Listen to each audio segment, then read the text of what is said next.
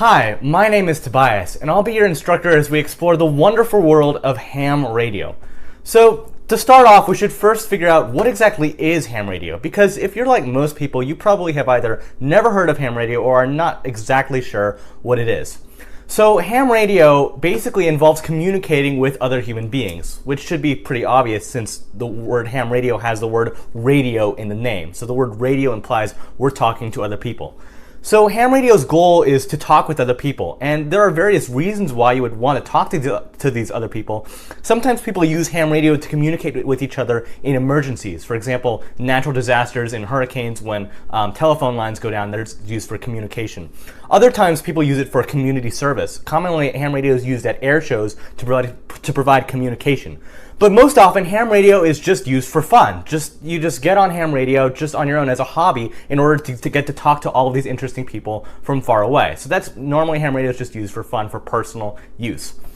So ham radio is better than other forms of radio communications because you can use it over long distances. And when I say long distances, I mean that with ham radio, you can reach people from other countries. And most other forms of radio can't really do that. So ham radio, we're going to go into how ham radio works now. Ham radio uses simple equipment. It doesn't use any infrastructure. So it doesn't use the internet. It doesn't use the internet. It doesn't use telephones. It doesn't use cell towers. It doesn't use any other infrastructure like that. Ham radio just uses pure radio wave power, meaning it's just a radio wave that goes from point A to point B. That's it. No outside help in between. It doesn't utilize any man-made networks. Now, you're probably wondering a bit about ham radio's name, and this is one of the first questions people have when I tell them about ham radio. Why is it called ham radio? That's really a strange name, isn't it? Well, according to the American Radio Relay League, the term ham was actually an insult referring to unprofessional radio operators back in the 20th century. But ironically, ham operators at the time, the early ham operators, they didn't realize that the term ham was an insult, and they started addressing each other as hams, and that's why ham radio is called ham radio. Or at least it's one theory. It turns out if you actually do the research, nobody's really sure why ham radio is called ham radio for sure. It just sort of happened at some point. But this is the most popular theory as to why ham radio is called ham radio. So now I want to go into how ham radio works. So we know that ham radio, as I explained, ham radio allows you to talk to people in other countries. But how can a single radio wave, without the assistance of the internet or cell towers, how can it reach that far? Well, let's look at our little ham operator here. So when our hammy guy transmits a signal, let's pretend this is the signal. The signal will actually go in all directions, but part of the signal will go up into the sky. And this is where things start to get really interesting, because ham radio, the special thing about it is the frequencies ham radio uses. At certain ham radio frequencies, the radio signal will actually bounce off of the sky, bounce off a layer in the sky called the ionosphere, and we'll learn more about this later. It will bounce off the sky and head back down to Earth and land somewhere else.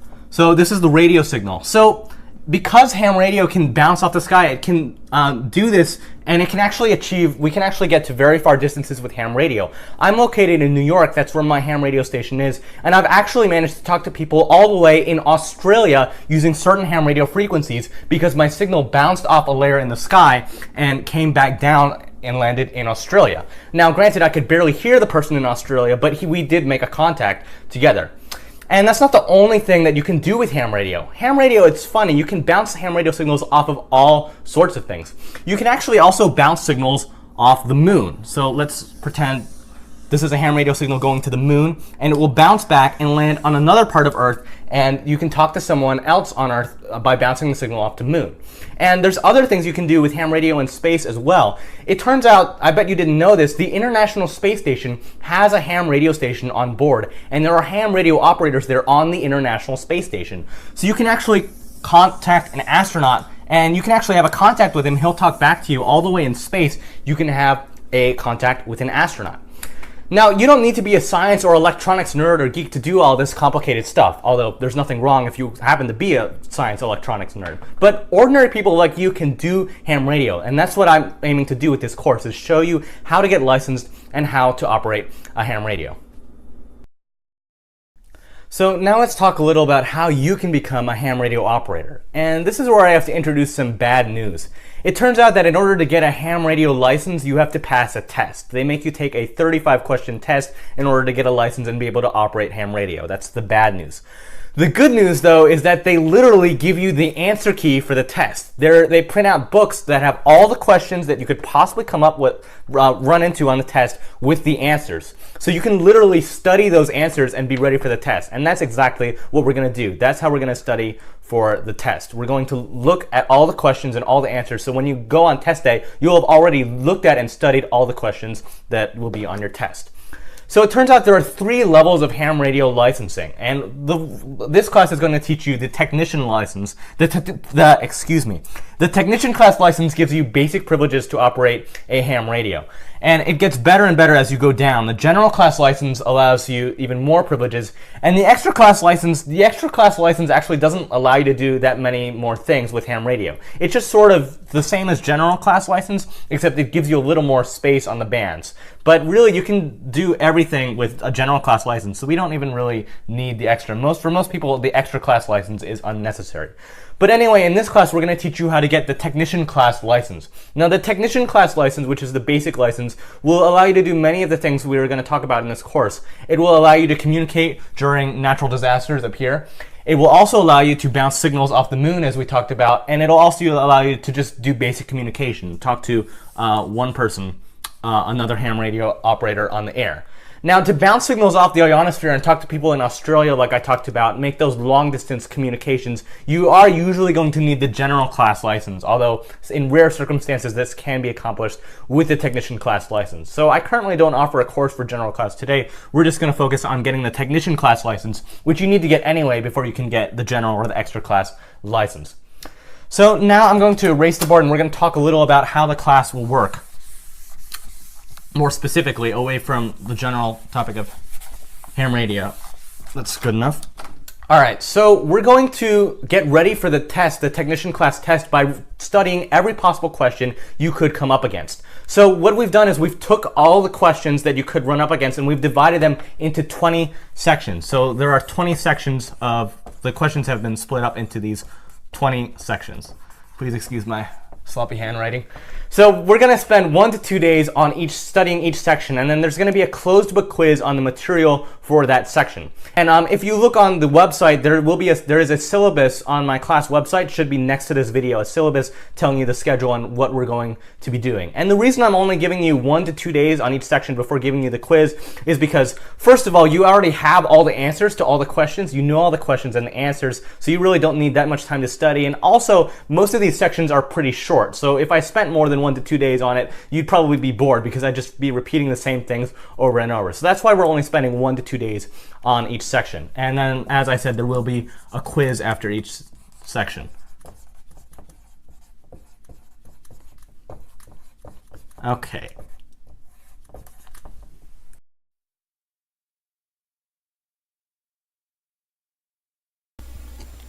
Alright, so now let's go into more details about how exactly this class will work. So every time you want to access the class to continue on, you're going to go to lumalearn.com, and there's this button here, and you've already done this obviously since you're already logged into the class watching this video. So as you know, you press LMS up here, enter your username and password, press login, and I believe it will take you to a page that looks like this. Anyways, this might look a little different since I'm a teacher and you're a student. Anyway, you're going to go to the ham radio course, obviously, and you're going to arrive here, which is what you've already seen. And you're watching a video which is supposed to be here, except I haven't recorded it yet, so it's not here right now. Anyways, let's go on to exactly how you're going to function in this class.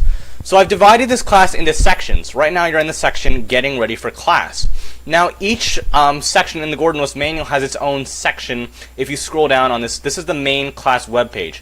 So throughout the course I'm going to refer to the class webpage. This refers to this, okay, the Ham Radio Technician Class License and Course page with all the sections and all the buttons with the video lectures and the quizzes and whatnot. So if you scroll down, you're going to see everything, and this is the reason. This is sort of also the syllabus. If you want to know what we're going to cover in this class, you can scroll down.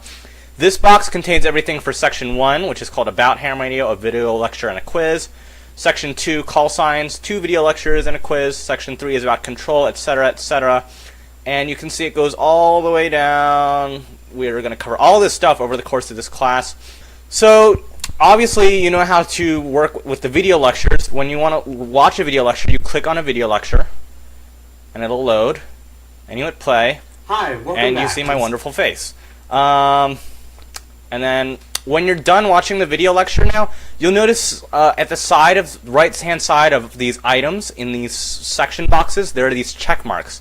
Now these check marks are they enable you to keep track of what you've completed and what you've done in the course. So after you do something in a course, it's very important you have to mark it as completed, that you're done. So for example, say that I just finished watching this video lecture. I've completed this video lecture, so I'm going to click this box and add a check mark. Okay, the same goes for quizzes. So every day when you log into the course, you're going to watch a video lecture first. Sometimes you're going to watch, there are 2 video lectures to watch, and you don't have to watch them both in the same day. After you're done watching everything, so you do this in order from top to bottom. So the video lectures first at the top, then you go down to the bottom, and you might take the Section 1 quiz. And there's going to be a quiz after almost every section of this in this course. And this is to make sure you can review the material. Now the quizzes, so the quizzes are comprised of the questions in the Gordon West Manual for that section. So I don't want you to look at the Gordon West Manual while you're doing these quizzes, but you can study for the quizzes beforehand. And these, again, these are the questions in the Gordon West Manual. So what you're going to do is, every day, let's say we're talking about Section 1. So for Section 1, you're going to watch the video lecture for Section 1, press the check mark. You're going to read the section and study the section in the Gordon West Manual, which I haven't put here, but there are instructions in that video lecture to do that. And after you're done studying it and you feel like you've mastered the material, you can take the Section 1 quiz. So anyway, there are 20, you see it goes up to Section 20. There are 20 sections in the Gordon West Manual. So again, check off the video lectures. When you take the quizzes, all the quizzes are multiple choice because again, they contain the multiple choice questions that you'll find in the Gordon West Manual. So this is a sample quiz. You press one option for each question. You select one option. You only get one attempt on each question. And then when you're done with the quizzes, obviously again, you may check off the box over here. It may check itself off after you're done with the quiz, I'm not sure. Anyway, just check that off when you're done and then move on to the next section. Now we've completed Section 1, we can move on to Section 2. And that's how this course will work. And sometimes there will be only one video lecture, sometimes there will be 2 video lectures because there's so much material I had to split it up. And in this case, if you want, you can watch one video lecture one day and another video lecture another day and study in the Gordon West Manual and take the quiz. And you're going to do this all the way up to Section 20. Sometimes there are little notes here too. Okay, and there are just a couple lessons. There's other resources too, like the Talk to Outer Space section in Section 11. Optional, you can get more info on talking to the International Space Station. That'll be lots of fun. The grading scale is over here. Give me a second. Whoa. Okay. Yep, so that's the grading scale over here. And you can look at that. That's on the class website. And the syllabus, you can see it's all lined out on the website. You can see all the material that you're going to cover, so that's your syllabus for you. So I think that pretty much takes care of everything. And then when you're all done with the course, you're going to press this complete course button on the right here. And we'll explain that a little more once you actually get to the end of the course.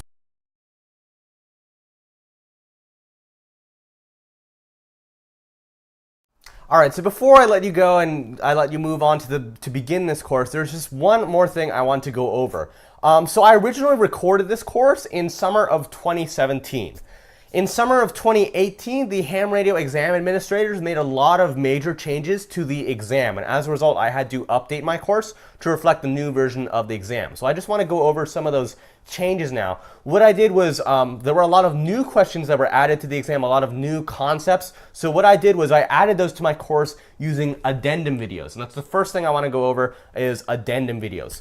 So now if you look at the course, for example, if you look at Section 1 or Section 5 or whatever, you'll see video lectures, and you'll still see read the section in the manual, and you'll see take the quiz, but in between the lecture and reading in the manual, you'll see sometimes an addendum video. And that addendum video is basically that goes over everything that was added in the 2018 exam. and that's how I updated my course. So basically, what I want you to do is this.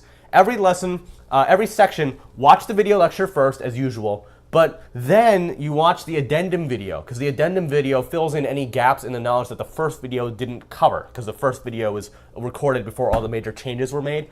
So you watch the lecture, then you watch the addendum, then you study in the manual and take the quiz. And if you're confused, just follow the same thing I went on earlier in this video. You just go from top to bottom in the LMS on the course website. You go, for each section, you go from top to bottom. The video lecture will be at the top.